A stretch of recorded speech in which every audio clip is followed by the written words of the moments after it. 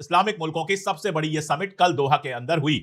दुनिया भर के जो इस्लामिक देश हैं, अगर इनके नंबर देखिए तो 53 के आसपास ये देश हैं, 53-54 देश हैं। अगर इनकी ताकत देखिए तो ग्लोबल जो हमारी जीडीपी है उसका 8% इन देशों से आता है। दुनिया की 26% आबादी इन मुल्कों में रहती है। 2 लाख से ज्यादा टैंक हैं इनके पास और जाने क्या क्या है। दुनिया के हर हिस्से में हैं, अफ्रीका से हैं, मिडिल ईस्ट यानी एशिया से तो है ही, यहां तक कि यूरोप से भी अल्बानिया के प्रतिनिधि आए थे। तो इस रूप में देखें तो दुनिया की बड़ी ताकत है जब एक साथ बैठते हैं अरब और इस्लामिक देश। सारे लोग आए, बड़ी बड़ी बातें हुई। इसकी जो अध्यक्षता कर रहे थे कतर के अमीर, उन्होंने कहा कि इजराइल जब नए मिडिल ईस्ट की बात करता है तो उसको ऐसा लगता है कि पूरे मिडिल ईस्ट पर उसका रुतबा चलेगा, वो जहां चाहेगा जा सकेगा, आ सकेगा, और यह बहुत बड़ा भ्रम है, ऐसा होने नहीं दिया जाएगा। अगर सीसी की बात करें, इजिप्ट के जो प्राइम मिनिस्टर हैं सीसी, अगर उनकी बात करें तो वो कहते हैं कि ये जो हमला हुआ है इसकी वजह से जो पहले पीस डील्स हुई हैं वो सारी की सारी कैंसिल हो सकती हैं। अगर पेजेश्कियन की बात करें, ईरान के जो प्रधानमंत्री हैं, उन्होंने सबसे बड़ी बात कही। उन्होंने कहा ये एक चुनौती है, ये सीधे सीधे आपके सामने एक चुनौती है, या तो एक हो जाइए, एक होकर इजराइल के मुकाबले के लिए तैयार रहिए, या एक एक करके बर्बाद होने के लिए तैयार रहिए। जॉर्डन के जो शाह हैं उनका कहना है कि विद ऑल कैपेबिलिटीज, सारी ताकत के साथ हम कतर के साथ खड़े हैं। क्या करने के लिए खड़े हैं पता नहीं। टर्की का कहना है कि इजराइल के ऊपर सैंक्शन लगा देना चाहिए, सारे आर्थिक प्रतिबंध लगा देना चाहिए। बातें बातें बातें ये सारी हो गई, और इसके बाद जो सऊदी गजट है उसमें खबर छपती है कि attack on one state is attack on all states, यानी अगर एक अरब मुल्क पे हमला होता है तो ये सारे अरब मुल्कों के ऊपर हमला है। मेरा सवाल बहुत छोटा सा है, ये जो मीटिंग थी उसमें पैलेस्टाइन के जो प्रेसिडेंट थे महमूद अब्बास, वो भी थे। पैलेस्टाइन को भी एक अरब स्टेट माना जाता है, तभी तो यहां पर बुलाया गया।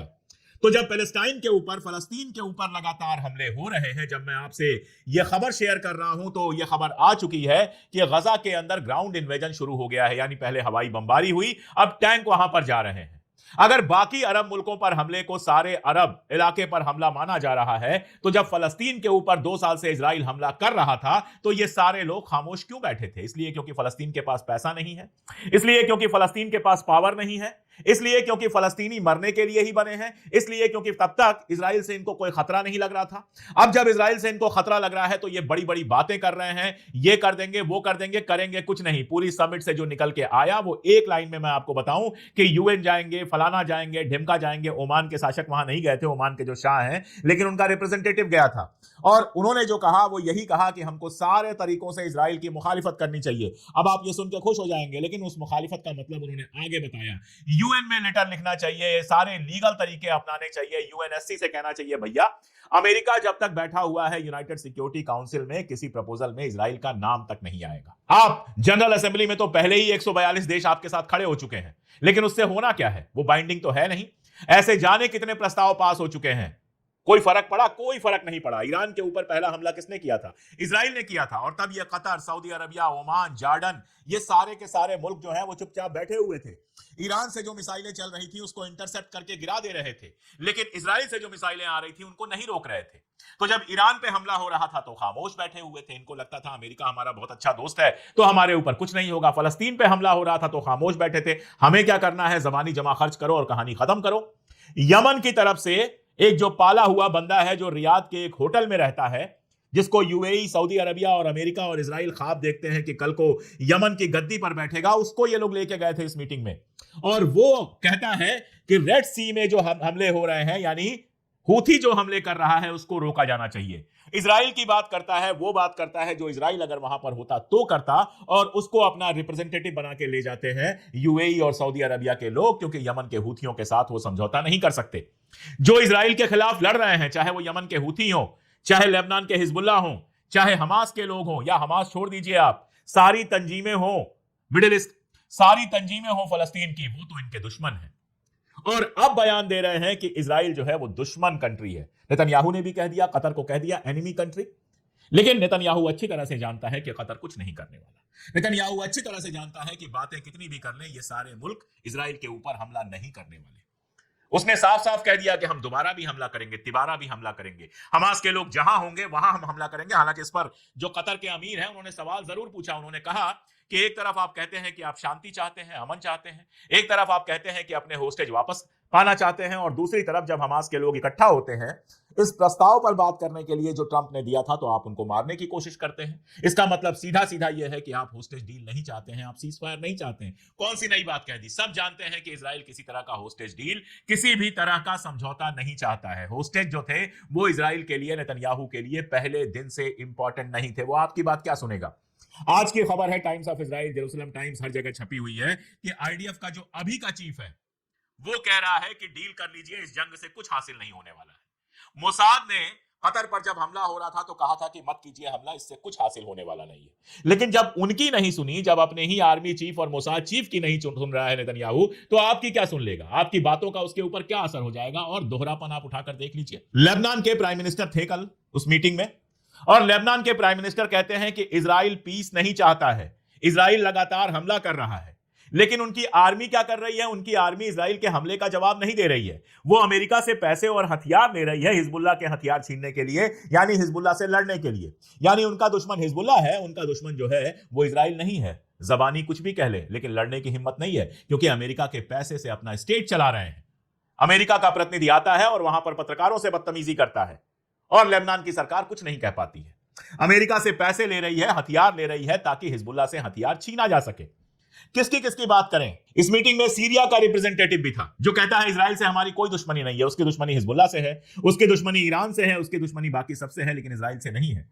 ऐसी कंट्री 54 नहीं 540 भी हो जाएं, ऐसी कंट्रीज के पास 2 लाख नहीं 20 लाख टैंक भी हो जाएं, अगर वो जिगरा नहीं है, अगर वो हिम्मत नहीं है, अगर वो नीयत नहीं है, तो फिर ये इजराइल का मुकाबला क्या करेंगे?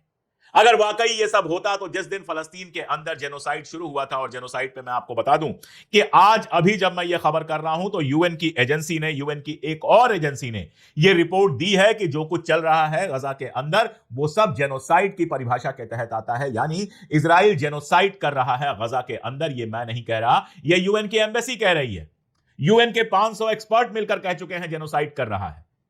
ये जेनोसाइड जब शुरू हुआ था, अगर वाकई इनकी नीयत और हिम्मत होती, तमाम मीटिंग्स हुई अरब इस्लामिक कंट्रीज के इसके पहले भी, अगर इन लोगों ने मिलकर ये जेनोसाइड रोकने की बात की होती तो आज फलस्तीन में ये हाल नहीं होता। और आज अगर फलस्तीन में ये हाल नहीं होता तो कतर के ऊपर हमला करने की हिम्मत भी नहीं होती। लेकिन तब जबानी जमा खर्च सारे कर रहे थे, उसके अलावा कुछ नहीं।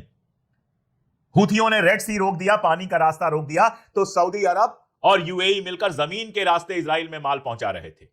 ये जो टर्की का राष्ट्रपति है एर्दोगान, इसने सारे तिजारती रिश्ते अपने बनाए हुए थे। इसका इंटरेस्ट इसमें ज्यादा था कि सीरिया की सरकार गिर जाए, बजाय इसमें कि गजा के अंदर जेनोसाइड रुके। तो आपस में लड़ते रहो, बड़ी बड़ी बातें करते रहो, अय्याशी करते रहो, और अमेरिका के सामने सर झुकाते रहो।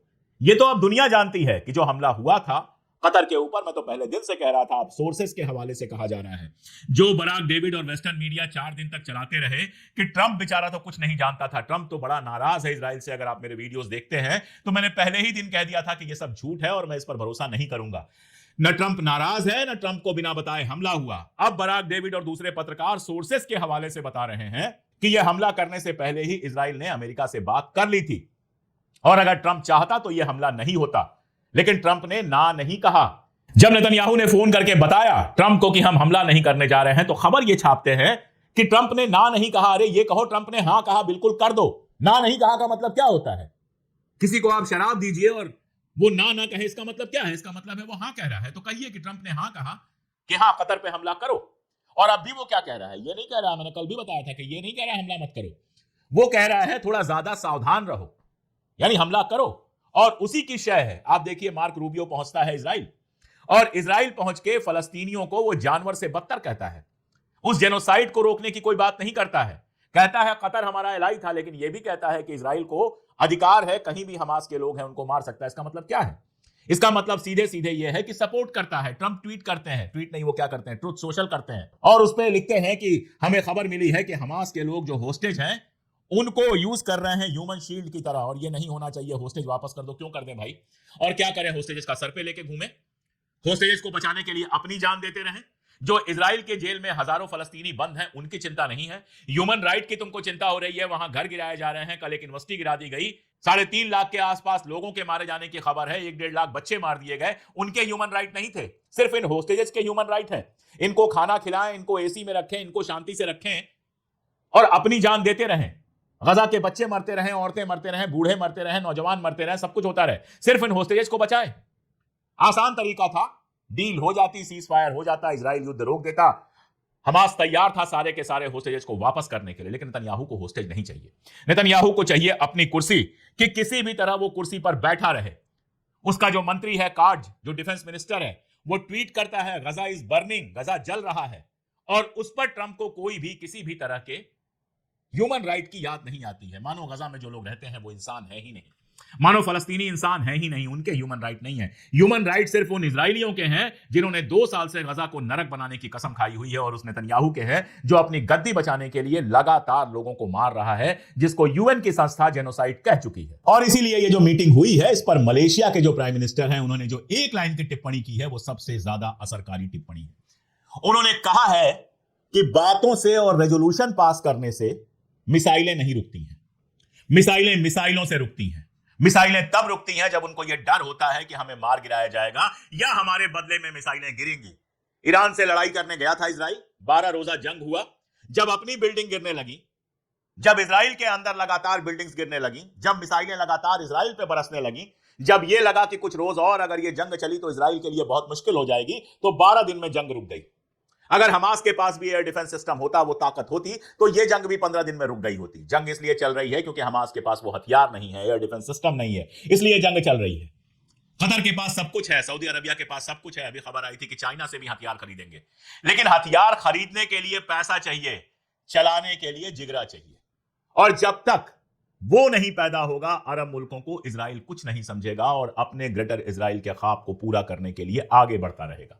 मैं बार बार कह रहा हूं कि ये जो गुस्सा है, ये जो बयानात हैं, ये सिर्फ 2 वजहों से हैं। पहला डर हर बादशाह को यह है कि कहीं अवाम हमारे खिलाफ कुछ ऐसा ना कर दे कि हम सड़क पर आ जाए, और दूसरा डर यह है कि इजराइल कहीं हम ही को निशाना ना बना दे, कल को हम ही को ना मार दे। इसके अलावा फलस्तीन के लोगों के लिए अगर इनके सीने में कुछ भी धड़कता होता तो ये कब का फलस्तीन की जंग रुकवा चुके होते। मत भूलिए कि जिस समय फलस्तीन में बच्चे औरतें मारे जा रहे थे, ट्रंप आया था मिडिल ईस्ट में, और इन लोगों ने लाखों करोड़ों रुपए के गिफ्ट दिए, नाच रहे थे, गा रहे थे, ऐसे उसका स्वागत कर रहे थे जैसे ये गुलाम हो और वो शहंशाह हो। उस समय अगर पकड़ के ट्रंप को शर्त लगा सकते कि हम सब देने को तैयार हैं, लेकिन हमारी शर्त एक ही है कि गजा के अंदर जंग रोको, तो आज ये नौबत नहीं आती।